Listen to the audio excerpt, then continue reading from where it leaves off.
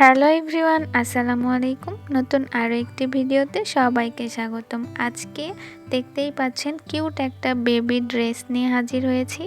আর এটাতে কতটুকু কাপড় লেগেছে এবং কিভাবে আমি পেন্টিংটা করেছি ড্রেসটিতে সেটারই ডিটেলস টিউটোরিয়াল শেয়ার করব আপনাদের সাথে, এবং সুতি কাপড়ে কিভাবে ওয়াশ পেন্টিং করতে হয় সেটাও জানিয়ে দিব।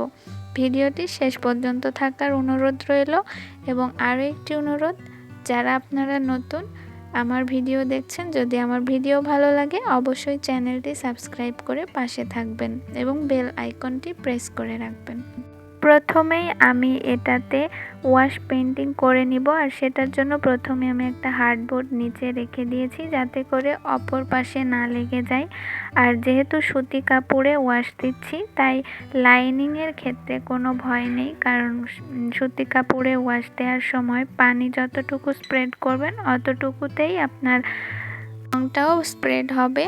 বেশি স্প্রেড হয় না এখানে, কিন্তু অন্যান্য কাপড়ে স্প্রেড হয়ে যায়, সেক্ষেত্রে ওয়াশের নিয়মটা একটু অন্যরকম হয়। তো প্রথমে ওয়াশ দিয়ে নেওয়ার পর, আর ওয়াশের ক্ষেত্রে আমি অন্যান্য ভিডিওতেও বলেছি যে ওয়াশ পেন্টিংয়ের রংটা কিভাবে তৈরি করবেন, দেখে নিতে পারেন।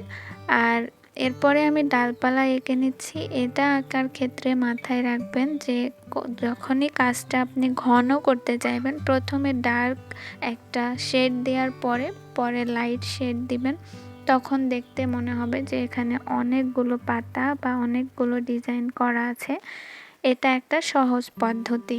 বেবি ড্রেসটা 1 বছরের একটা বাবুর ড্রেস। এখানে আমি 14 গিরা কাপড় নিয়েছিলাম হলুদটা, আর 2 গিরা কাপড় নিয়েছিলাম যে পাইপেনটা দেয়া আছে সেটার জন্য সবুজ কালারটা। আর এটা ফ্যামিলি কম্বোয়ের সাথে একটা অর্ডার ছিল। এক আপু শাড়ি পাঞ্জাবি 1 পিস এবং বেবি ড্রেস এবং সাথে কাঠের কিছু গহনা অর্ডার করেছিলেন। সেই টিউটোরিয়ালগুলো আমার অন্য ভিডিওগুলোতে দেওয়া আছে, শাড়ি এবং কাঠের গহনা। ডেসক্রিপশনে আমি ভিডিও লিঙ্কগুলো দিয়ে রাখবো, চাইলে আপনারা দেখে নিতে পারেন। পরে আমি এখানে কিছু ফ্লাওয়ার দিয়ে নিচ্ছি, যেরকমভাবে শাড়ি পাঞ্জাবি এবং ড্রেসে করা আছে ঠিক সেরকমভাবেই আমি এখানে ছোট ছোট ফুল দিয়ে নিচ্ছি, কিন্তু ওইগুলোতে একটু বড় সাইজের ফুল ছিল। যেহেতু বেবি ড্রেস তাই এখানে আমি ছোট ছোট ফুলই এঁকে নিয়েছি, এবং আপনারা দেখলেই বুঝতে পারবেন যে এটা কত সহজ। এখানে আমি অ্যাক্রিলিক কালার ব্যবহার করে নিয়েছি। বোতলটা দেখেই বুঝতে পারছেন যে এটা রেডি কালার, অ্যাক্রিলিক কালার। আমি এখানে 3 সাইজের একটা রাউন্ড ব্রাশ ইউজ করে নিয়েছি। ব্রাশের ক্ষেত্রে প্রত্যেকটা ব্রাশের আলাদা আলাদা ব্যবহার থাকে, যেটার মাধ্যমে আপনি খুব সহজে পেন্টিংগুলো ক্রিয়েট করতে পারেন ঝামেলা ছাড়াই। আর এভাবেই আমি পুরো ড্রেসটার নিচের সাইডটা কমপ্লিট করে নিয়েছি। ওয়াশ দেওয়ার পরে ফুল এঁকে নিয়েছি, আর বডির সাইডে কিছু ছিটে ফোটা পাপড়ি ছড়ানোর মতো করে নিয়েছি যাতে করে ড্রেসটা একটু গর্জিয়াস লাগে। আর বুকের সাইডেও আমি 3টা ফুল অ্যাড করেছিলাম। আর এখানে বেগুনি কালার দিয়ে একটু ডিজাইন দিয়ে নিচ্ছি।